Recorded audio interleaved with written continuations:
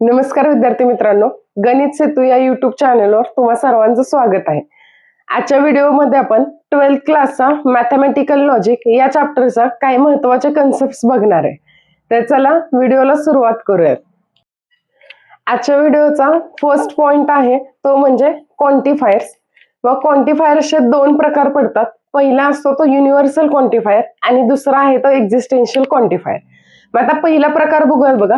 पहिला काही universal quantifier म्हणजे जे ओपन स्टेटमेंट्स असतात तर त्या ओपन स्टेटमेंटमध्ये फॉर ऑल किंवा एव्हरी असे शब्द वापरलेले असतील तर त्याला आपण म्हणतो युनिव्हर्सल क्वांटिफायर आणि ते डिनोट करताना या पद्धतीने डिनोट केलं जातं. त्याचा अर्थ असतो फॉर ऑल. आता एक एक्झाम्पल घेतलंय बघा. All students wear I card in a school म्हणजे प्रत्येक स्टुडंट स्कूलमध्ये आय कार्ड वेअर करत असतो. मग जिथं ऑलची कंडिशन येणार आहे तर तिथं युनिव्हर्सल क्वांटिफायर असणार आहे. आता सेकंड टाइप बघा, एक्झिस्टेन्शियल क्वांटिफायर. मग एक्झिस्टेन्शियल क्वांटिफायर म्हणजे काय की जिथं देअर एक्झिस्ट किंवा सम अशी कंडिशन असते तर त्यावेळेस तिथं काय म्हणणार आहे आपण एक्झिस्टेन्शियल क्वांटिफायर. आता फॉर एक्झाम्पल एक एक्झाम्पल आहे बघा. There exist a student who plays guitar in our class म्हणजे काही स्टुडंट्स असे आहेत की जे गिटार प्ले करतात. मग आता इथं बघा या दोन्हीमध्ये फरक काय की पहिला जो टाइप आहे युनिव्हर्सल क्वांटिफायर तिथं ती जी दिलेली कंडिशन असणार आहे ती प्रत्येक स्टुडंटसाठी किंवा प्रत्येकच गोष्टीसाठी सॅटिस्फाय झाली पाहिजे. आणि सेकंड टाइप आहे एक्झिस्टेन्शियल क्वांटिफायर. याचा अर्थ काय की जर सपोज 10 जणांचा ग्रुप असेल तर 10 मधील एक किंवा दोघांसाठी ती कंडिशन सॅटिस्फाय होत असेल तर ह्याची ट्रूथ व्हॅल्यू काय येणार आहे ट्रू येणार आहे. अशा पद्धतीने आपण दोन क्वांटिफायर्स बघितले. पहिला होता तो युनिव्हर्सल क्वांटिफायर आणि दुसरा होता तो एक्झिस्टेन्शियल क्वांटिफायर. मग आता या दोन्हींसाठी तुम्हाला एक्झामला कशा टाईपचे क्वेश्चन येतात तर एक क्वेश्चन बघूयात बघा. एक तुम्हाला सेट दिलाय, बी हा सेट दिलाय. सेटमध्ये एलिमेंट्स कोणते कोणते 2, 4 आणि 6 हे तीन एलिमेंट्स आहेत. मग आपल्याला दोन कंडिशन्स दिलेल्या आहेत. एक आहे ते फॉर ऑल साठीची दिलेली आणि दुसरी ती देअर एक्झिस्ट साठीची दिलेली. मग आता फर्स्ट कंडिशन काय आहे बघा. For all X belongs to B म्हणजे प्रत्येक एक्स आपण कुठून घेतोय बी मधून एक्स घेतोय. आणि कंडिशन काय दिली आहे तुम्हाला x plus 1 is greater than or equal to 5 पाहिजे. मग आता चेक करूयात बघा. पहिला एक्स आपण 2 घेतला तर 2 प्लस 1 आन्सर किती येणार आहे बघा. याच्यासाठी 2 प्लस 1 आन्सर आलं 3 आणि 3 इज नॉट इक्वल टू 5 और 3 इज नॉट ग्रेटर दॅन 5. म्हणजे इथं काय झालं बघा. एक पहिला आपण बी घेतला, बीची व्हॅल्यू बी मधला एक एलिमेंट घेतला 2 घेतला. मग कंडिशन काय दिली 2 प्लस 1 आन्सर किती येणार आहे 3 आणि कंडिशन मध्ये काय सांगितलं आपल्याला की जे काय आन्सर येईल तर ते आन्सर एकतर 5 एवढा असलं पाहिजे किंवा 5 पेक्षा ग्रेटर असलं पाहिजे. मग ही कंडिशन सॅटिस्फाय होत आहे का तर ही कंडिशन सॅटिस्फाय होत नाही. त्यामुळे याचा आन्सर काय येणार आहे ह्याची ट्रूथ व्हॅल्यू काय असणार आहे फॉल्स असणार. म्हणजे आपण इथं काय दिलेलं फॉर ऑल दिलेलं त्यामुळे प्रत्येक एलिमेंटसाठी ते सॅटिस्फाय झालं पाहिजे हे चेक करत होतो. जर नसेल होत तर त्याची ट्रूथ व्हॅल्यू काय येणार आहे फॉल्स येणार आहे. आता हे झालं युनिव्हर्सल क्वांटिफायर साठी. आता एक्झिस्टेन्शियल क्वांटिफायर साठी काय येणार आहे त्यापैकी कोणत्याही एक किंवा दोन साठी जरी सॅटिस्फाय होत असेल तर त्याची ट्रूथ व्हॅल्यू काय आली पाहिजे ट्रू आली पाहिजे. मग आता बघा काय कंडिशन दिली. There exist x belongs to b x plus 1 is greater than equal to 5. म्हणजे आता हीच कंडिशन आहे फक्त चेंज कुठं झालाय. इथं वापरताना आपण फॉर ऑल साठी वापरत होतो आणि इथं का वापरताना फॉर सम वापरतो किंवा देअर एक्झिस्ट साठी वापरतोय. मग आता पहिल्यांदा एक्स ची व्हॅल्यू आपण 2 घेतलं तो 2 प्लस 1 आन्सर किती येणार आहे 3. 3 ग्रेटर दॅन इक्वल टू 5 होते का नाही येत. मग आपण नेक्स्ट एलिमेंट चेक करणार. मग 4 प्लस 1 काय झालं 5 झालं आणि 5 इक्वल टू 5 होते. म्हणजे एकतरी एलिमेंट आपल्याला असा मिळाला की ही कंडिशन सॅटिस्फाय करते. मग 4 साठी सॅटिस्फाय झाला म्हणजे 6 साठी पण सॅटिस्फाय होणार आहे. मग याची ट्रूथ व्हॅल्यू काय येणार आहे ट्रू येणार. अशा पद्धतीने तुम्हाला एक्झाम मध्ये क्वेश्चन्स येतात. आता नेक्स्ट पॉइंट आहे ड्युएल्स. सर्वात सोपा पॉइंट आहे बघा ड्युएल्स. ड्युएल्स म्हणजे काय करतो आपण फक्त साइन चेंज करत असतो. म्हणजे ट्रू असेल तिथं फॉल्स येणार आहे, फॉल्स असेल तिथं ट्रू येणार आहे. तसंच कंजंक्शन असेल तिथं डिसजंक्शन घ्यायचंय आणि डिसजंक्शन असेल तिथं कंजंक्शन घ्यायचंय. त्याच पद्धतीनं जिथं कॉन्ट्राडिक्शन असेल तिथं टोटोलॉजी घेणार आहे आणि टोटोलॉजी असेल तिथं कॉन्ट्राडिक्शन घेतो. नेक्स्ट पॉइंट असेल तो म्हणजे फॉर ऑल असा शब्द असेल तर तिथे देअर एक्झिस्ट घेणार आहे आणि जर देअर एक्झिस्ट असेल तर तिथं फॉर ऑल घेतो. इतका सोपा पॉइंट आहे बघा. एक एक्झाम्पल घेतलंय मी, पी कंजंक्शन क्यू. मग आपल्याला पी कंजंक्शन क्यूचं जर ड्युएल काढायचं असेल तर पहिल्यांदा काय करणार आपण, पी आणि क्यू ऍज इट इज राहणार. आता इथं आपण वापरताना कोणतं कनेक्टिव्ह वापरलेलं, कंजंक्शन वापरलेलं, त्यामुळे कंजंक्शनचं काय होणार आहे, डिसजंक्शन होणार आहे. म्हणजेच ज्यावेळेस आपण कंजंक्शन घेतोय, कंजंक्शन असेल एक्झाम्पल मध्ये तर त्याचं काय होणार आहे, डिसजंक्शन होणार आहे. डिसजंक्शन असेल तर काय होणार, कंजंक्शन होणार आहे. आता नेक्स्ट बघा, नेक्स्ट घेतलंय ड्युएल फाइंड करायचं आपल्याला, negation of a P disjunction Q. मग त्याचं काय कसं होणार बघा.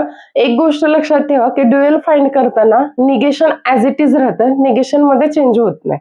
मग त्यामुळे negation P as it is ठेवलं आपण आणि इथं डिसजंक्शन होतं, त्यामुळे त्याचा ड्युएल काय आला, कंजंक्शन आलं. मग आता नोट मी आताच तुम्हाला सांगितली, negation will not be change in dual. Dual मध्ये निगेशन ऍज इट इज राहतं, ते चेंज होत नाही. मग आता एक एक्झाम्पल घेतलं बघा ड्युएल फाइंड करायसाठी, ऑल बर्ड्स कॅन फ्लाय.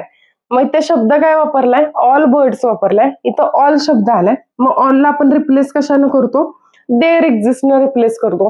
त्यामुळे काय लिहिलं आपण, देअर एक्झिस्ट अ बर्ड. इथं कॅन आलाय म्हणजे इथं काय येणार आहे, कॅनॉट फ्लाय येणार आहे. त्यामुळे या प्रश्नाचं उत्तर काय झालं बघा, there exist a bird cannot fly. Next point आहे negation of a compound statement. कोणतेही कंपाऊंड स्टेटमेंट असतील तर त्यांचं निगेशन कसं घेणार आहे हे आपण बघणार आहे. निगेशन म्हणजे काही आपल्याला माहिती होतं, निगेशन आपण एक किंवा दोन स्टेटमेंट्स असतील तर त्यांच्यावर आपण अप्लाय केलेलं. पण जर कंपाऊंड स्टेटमेंट्स असतील तर त्यांचं निगेशन कसं काढायचं ते आपण बघणार आहे. त्याच्या अगोदर निगेशन म्हणजे काही तुम्हाला माहिती आहे की ट्रू असेल व्हॅल्यू तर आपण फॉल्स घेतो, फॉल्स असेल तर ट्रू घेतो. जर एखादं स्टेटमेंट असेल ते स्टेटमेंट जर पॉझिटिव्ह वे मध्ये असेल तर आपण त्याला निगेटिव्ह करतो, नॉट नसेल तर तिथं नॉट इन्सर्ट करत असतो. मग आता कंपाऊंड स्टेटमेंटचं निगेशन कसं काढायचं बघूयात. मग पहिला पॉइंट आहे निगेशन ऑफ अ कंजंक्शन. मग कंजंक्शनचं जर कंपाऊंड स्टेटमेंट असेल तर तिथे निगेशन कसं घेतो हे बघणार आहे. मग आता कंजंक्शनचा अर्थ काय असतो, अँड हा असा असतो. मग आता आपल्याला दोन स्टेटमेंट्स दिलेत, पी आणि क्यू. यांच्यावर जर आपल्याला कंजंक्शन घेतलेलं असेल तर पी कंजंक्शन क्यू झालं, हे कंपाऊंड स्टेटमेंट झालं. आता त्याचं आपल्याला निगेशन घ्यायचं असेल तर कसं घेणार बघा. मग निगेशन बाहेर आहे तर ते ब्रॅकेटच्या आत आपण ऑपरेट करणार. मग निगेशन ऑफ अ पी काय होणार, हे निगेशन पी वर अप्लाय केल्यानंतर निगेशन ऑफ अ पी झालं. आता इथं वापरताना आपण काय वापरलेलं, इथं घेताना आपण कंजंक्शन घेतलंय. मग ते चेंज कसं होणार आहे, डिसजंक्शन मध्ये चेंज होणार आहे. आणि अगेन परत हे निगेशन आहे ते क्यू वर आपण अप्लाय करणार. म्हणजे काय झालं, negation of a P conjunction Q, याचा आन्सर काय असणार आहे, negation of a P disjunction Q येणार आहे. काही नाही, सोपं आहे. फक्त काय करणार आहे आपण की जिथं कंजंक्शन दिसतं तिथं डिसजंक्शन रिप्लेस करणार आहे, बाकीचं ऍज इट इज ठेवणार. आता नेक्स्ट एक्झाम्पल बघा घेतलं याचं, I go to the gym and I ate healthy food. मग आता याचं निगेशन आपल्याला करायचंय. आता इथं वापरताना काय वापरलंय, अँड वापरलाय शब्द, म्हणजेच आपल्याला समजलं इथं काय कंजंक्शन आहे. मग कंजंक्शनचं निगेशन कसं करणार आहे आपण, डिसजंक्शन घेऊन करणार आहे. मग आता इथं चेंज काय काय होईल बघा. पहिल्यांदा पहिलं स्टेटमेंट, आता इथून इथपर्यंतचं हे जे स्टेटमेंट झालं ते हे स्टेटमेंट झालं पी, आणि इथून हे पुढचं स्टेटमेंट काय येणार आहे, क्यू येणार आहे. मग पहिल्यांदा आपण काय घेतो, निगेशन ऑफ अ पी घेतो. मग फर्स्ट स्टेटमेंट आहे तर त्याचं आपल्याला निगेशन घ्यावं लागेल. मग फर्स्ट स्टेटमेंट काय आहे, I go to the gym. मग आता याचं निगेशन काय येणार आहे, I do not go to the gym. हे पहिल्यांदा काय करून घेतलं आपण, फर्स्ट स्टेटमेंटचं निगेशन घेतलं. आता काय करणार आहे, अँड शब्द आहे, मग अँडला रिप्लेस कशाला करतो आपण, ऑर न रिप्लेस करतो. त्यामुळे इथे येणार आहे ऑर. हे महत्वाचं आहे बघा, लक्षात ठेवा. आणि नेक्स्ट काय होतं, आय एट हेल्दी फूड. मग काय येणार आहे, आय डू नॉट, आणि बाकीचं स्टेटमेंट असणार आहे ते ऍज इट इज असणार आहे. म्हणजे याचं निगेशन काय आलं, I do not go to the gym और I do not eat healthy food. ह्या पद्धतीनं आपण निगेशन ऑफ अ कंजंक्शन बघितलं. आता जसं निगेशन ऑफ अ कंजंक्शन पाहिलेलं त्याच पद्धतीनं निगेशन ऑफ अ डिसजंक्शन असणार आहे. आता इथं बघा, ज्यावेळेस कंजंक्शन निगेशन ऑफ कंजंक्शन घेतोय म्हणजे कंजंक्शनचं निगेशन करताना आपण डिसजंक्शन यूज करत होतो, त्याच पद्धतीनं आता इथं निगेशन ऑफ अ डिसजंक्शन घ्यायचंय. सोपं आहे, काय करणार, फक्त डिसजंक्शन आहे तर त्याला रिप्लेस कशाला करणार आहे, कंजंक्शन न करणार आहे. मग आता एक्झाम्पल बघा, I will drink a tea और I will not I will drink coffee. मी एकतर चहा घेईल किंवा कॉफी घेईल, असा या शब्दाचा या वाक्याचा अर्थ आहे. मग त्याचं निगेशन घ्यायचंय. मग हे फर्स्ट स्टेटमेंट आहे पी, आणि हे स्टेटमेंट काय झालं, क्यू झालं. मग पहिल्यांदा पीचं आपल्याला निगेशन घ्यायला लागेल. काय होतं, I will drink a T. मग ह्याचं निगेशन काय येणार आहे, निगेशन कसं घेतो, फक्त इथं नॉट शब्द लावायचा, जर असेल तर नॉट शब्द काढायचा आणि नसेल तर नॉट शब्द इन्सर्ट करायचा, एवढंच फक्त चेंज करतो. मग फर्स्ट स्टेटमेंट काय येणार आहे, I will not drink a T. हे झालं स्टेटमेंट ऍज इट इज लिहिलं. आता इथं काय होतं, ऑर शब्द वापरलेला, मग ऑरच्या ऐवजी रिप्लेस काय करणार आपण, अँड रिप्लेस करणार. नेक्स्ट काय होता, क्यूचं आपल्याला निगेशन काढायचं, काय येणार आहे, I will drink a coffee, असं क्यू स्टेटमेंट होतं. मग त्याचं निगेशन काय येणार आहे, I will not drink coffee. अशा पद्धतीने आपण निगेशन काढतो. आणि जे कंजंक्शन आणि डिसजंक्शनचं निगेशन असतं त्याला डी मॉर्गन्स लॉ असं पण म्हणतात. त्यामुळे एक्झाम मध्ये तुम्हाला एकतर negation of a conjunction, negation of a disjunction असे शब्द वापरलेले असेल किंवा डी मॉर्गन्स लॉ असा वापरलेला असेल, दोन्हींचा अर्थ एकच होतो. नेक्स्ट पॉइंट आहे negation of a conditional. Conditional स्टेटमेंटचं निगेशन घ्यायचं आपल्याला. मग कंडिशनल स्टेटमेंट म्हणजे काय, की ज्या स्टेटमेंटमध्ये इफ आणि देनचं यूज केलेलं असेल त्याला आपण कंडिशनल स्टेटमेंट म्हणतो. आणि त्याचं निगेशन कसं येतं बघा, पी एज इट इज येणार आहे बघा, पी कंडिशनल क्यू याचं निगेशन घेतं. मग first statement as it is ठेवणार आपण, अँड वापरतोय आपण. आता इथं कंडिशनल होतं, कंडिशनलच्या ऐवजी काय आले, कंजंक्शन आले, अँड वापरले आपण आणि निगेशन ऑफ अ क्यू. सोपं आहे.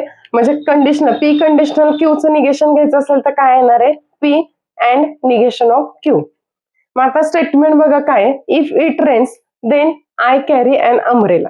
जर पाऊस येत असेल तर मी अम्ब्रेला कॅरी करीन. मग आता त्याचं निगेशन आपल्याला करायचंय. मग निगेशन काय येणार आहे, first statement as it is ठेवणार आहे. मग फर्स्ट स्टेटमेंट आहे असं ठेवलं आपण, इट इज अ रेनी.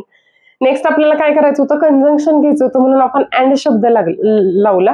आणि नेक्स्ट काय करायचंय, आय कॅरी अन अम्ब्रेला हे सेकंड स्टेटमेंट आहे, ह्याचं आपल्याला निगेशन घ्यायचं. मग त्याचं निगेशन काय येणार आहे, I am not carrying umbrella.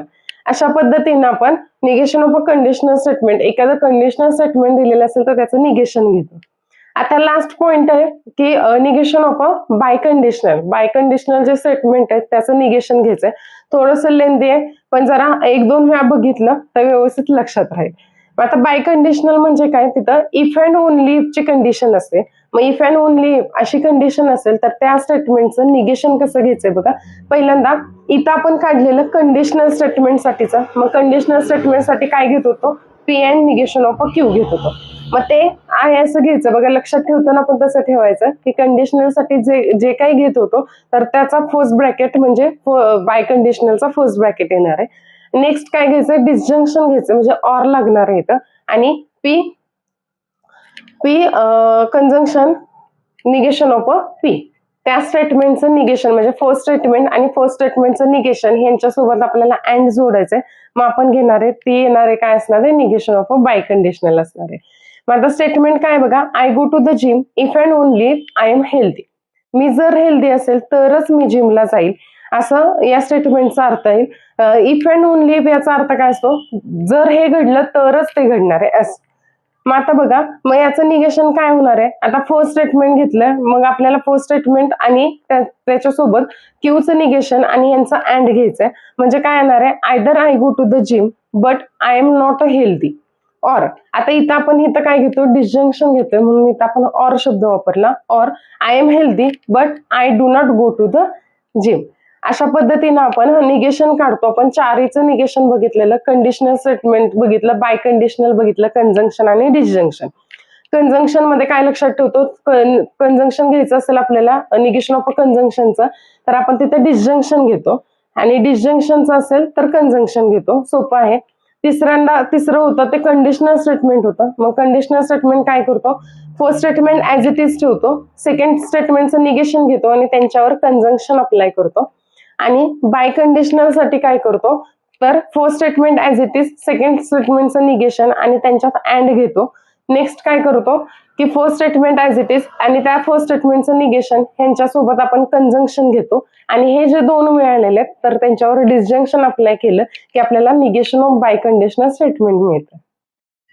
तर नेक्स्ट महत्वाचे 3 पॉइंट्स आहेत, कॉन्व्हर्स, इनव्हर्स आणि कॉन्ट्रापॉझिटिव्ह. तिन्ही पण सोपे आहेत, व्यवस्थित लक्ष द्या. जर आपण 2 स्टेटमेंट घेतलेले असेल, हे फर्स्ट स्टेटमेंट आहे आणि हे सेकंड स्टेटमेंट आहे, तर ह्या दोन्हींसाठी जर कॉन्व्हर्स अप्लाय करायचं असेल तर कॉन्व्हर्स कसं अप्लाय होणार आहे, हे मध्ये कोणतं आपण कनेक्टिव्ह वापरले ते कनेक्टिव्ह ॲज इट इज राहणार आहे. फक्त चेंज कुठं होणार आहे, इथं फर्स्ट स्टेटमेंट आणि हे सेकंड स्टेटमेंट आहे, तर त्याचा आपल्याला कॉन्व्हर्स काढायचं असेल तर कॉन्व्हर्स कसं येणार आहे, सेकंड स्टेटमेंट जे कोणतं कनेक्टिव्ह दिले ते कनेक्टिव्ह ॲज इट इज राहील आणि फर्स्ट स्टेटमेंट. म्हणजे कॉन्व्हर्स काढताना फक्त चेंज काय करतोय, पी ला क्यू मध्ये कन्वर्ट करायचं आणि क्यू ला पी मध्ये कन्वर्ट करायचं. आता नेक्स्ट आहे इनव्हर्स. इनव्हर्स मध्ये काय करतो की दोन्हींचं निगेशन फक्त घेतो, दोन स्टेटमेंटचं. म्हणजे इनव्हर्स कसं येणार आहे बघा, फर्स्ट स्टेटमेंटचं निगेशन, त्याच्यानंतर कनेक्टिव्ह आणि सेकंड स्टेटमेंटचं निगेशन. अशा पद्धतीने काढायचं, त्याला इनव्हर्स म्हणतो. आणि लास्ट थर्ड आहे कॉन्ट्रा पॉझिटिव्ह. मग कॉन्ट्रा पॉझिटिव्ह मध्ये काय करायचं, हे जे निगेशन अप्लाय केलं ते निगेशन ॲज इट इज ठेवणार आहे, फक्त चेंज काय करणार, सेकंड स्टेटमेंटला फर्स्ट स्टेटमेंट करायचं आणि फर्स्टला सेकंड स्टेटमेंट करायचं. म्हणजे कॉन्ट्रा पॉझिटिव्ह काय येणार आहे, negation of second conditional negation of first statement. अशा पद्धतीने आपण कॉन्व्हर्स, इनव्हर्स आणि कॉन्ट्रा पॉझिटिव्ह घेतो. सगळ्यात सोपं आहे बघा. मग आता आपण एक एक्झाम्पल घेऊयात. सपोज आपल्याला पी कंडिशनल क्यू हे स्टेटमेंट दिलेलं आहे, पी कंडिशनल क्यू, त्याचं आपल्याला कॉन्व्हर्स, इनव्हर्स आणि कॉन्ट्रा पॉझिटिव्ह काढायचं आहे. तर कसं काढणार बघा, पहिल्यांदा कॉन्व्हर्स ह्याचा घ्यायचा आहे. मग कॉन्व्हर्स मध्ये काय करतो, सेकंड स्टेटमेंट पहिल्यांदा घेतो आणि मग फर्स्ट स्टेटमेंट घेतो. म्हणजे याचा इनव्हर्स काय होणार आहे, क्यू कंडिशनल पी. हा झाला कॉन्व्हर्स. आता इनव्हर्स फाइंड करायचं आपल्याला. इनव्हर्स मध्ये काय करतो, फर्स्ट आणि सेकंड दोन्ही स्टेटमेंटचं फक्त निगेशन घेत असतो. म्हणजे काय येणार इथं, negation of a P conditional negation of a Q. आता कॉन्ट्रा पॉझिटिव्ह मध्ये दोन्हीचं निगेशन घ्यायचंय, फक्त स्टेटमेंट चेंज करायचे एकमेकांच्या. मग काय होणार आहेत, इंटरचेंज केल्यानंतर negation of a P conditional negation of negation of Q conditional negation of a P. अशा पद्धतीनं कॉन्व्हर्स, इनव्हर्स आणि कॉन्ट्रा पॉझिटिव्ह फाइंड करतात. कॉन्व्हर्स मध्ये स्टेटमेंटचं चेंज करतो आपण, फर्स्ट स्टेटमेंट सेकंडला जातं, सेकंड स्टेटमेंट फर्स्टला येतं. इनव्हर्स मध्ये दोन्ही स्टेटमेंट ॲज इट इज ठेवतो आपण, फक्त दोन्हीचं निगेशन घेतो.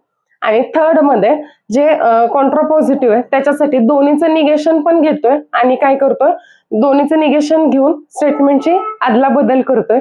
म्हणजे कॉन्व्हर्स आणि इनव्हर्स ह्या दोन्हींचं कॉम्बिनेशन म्हणजे कॉन्ट्रा पॉझिटिव्ह येते असं म्हणायला हरकत नाही. आजच्या व्हिडिओमध्ये आपण क्वांटिफायर्स, ड्युएल्स आणि negation of a compound statement सविस्तर पाहिलं. याच पॉइंटवर आधारित प्रॅक्टिस सेट 1.3 आपण पुढच्या व्हिडिओमध्ये कव्हर करणार आहे. जे कोणी नवीन आहात त्यांनी चॅनलला सबस्क्राईब करा. आजची व्हिडिओ आवडली असल्यास व्हिडिओला लाईक करा. आणि या चॅप्टरचे अजून प्रॅक्टिससाठी तुम्हाला क्वेश्चन्स हवे असतील तर आपले गणित सेतू या वेबसाईटला व्हिजिट करा. भेटूयात नेक्स्ट व्हिडिओमध्ये. थँक्यू.